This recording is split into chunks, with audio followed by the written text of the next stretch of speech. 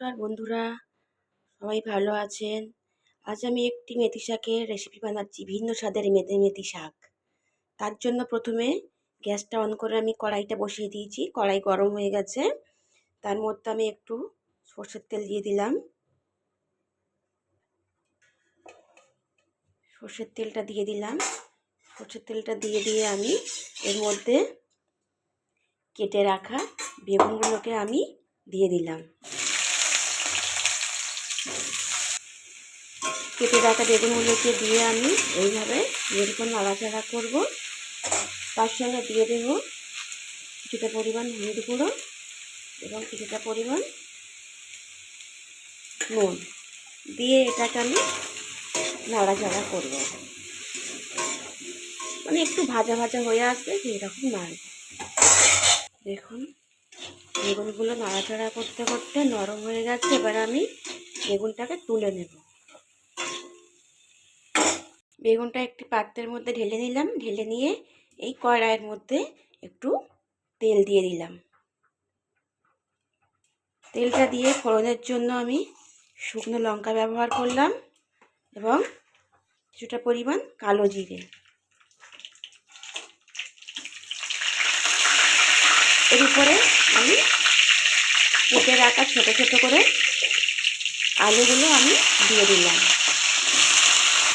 আলুগুলোকে আমি দিয়ে কিছুক্ষণ আমি এইভাবে একটু নাড়াচাড়া করব।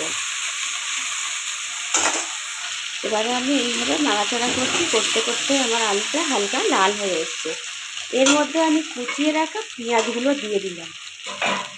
পেঁয়াজগুলোকে দিয়ে আমি এর মধ্যে একটু নাড়াচাড়া করলাম। করার পরে এর মধ্যে আমি কিছুটা পরিমাণ নুন দিয়ে দিলাম। যেহেতু আগে বেগুনে নুন দিয়ে ভাজা আছে তার জন্য আমি অল্প পরিমাণ নুন দিয়ে দিলাম।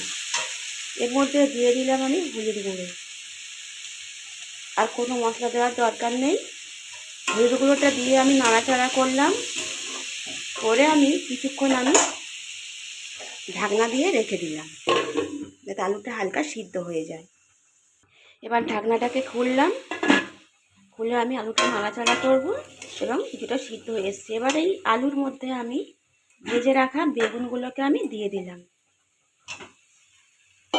ভেজে রাখা বেগুনগুলোকে দিয়ে নাড়াচাড়া করছি এবং তার মধ্যে আমি কেটে রাখা শাকগুলোকে দিয়ে দেব।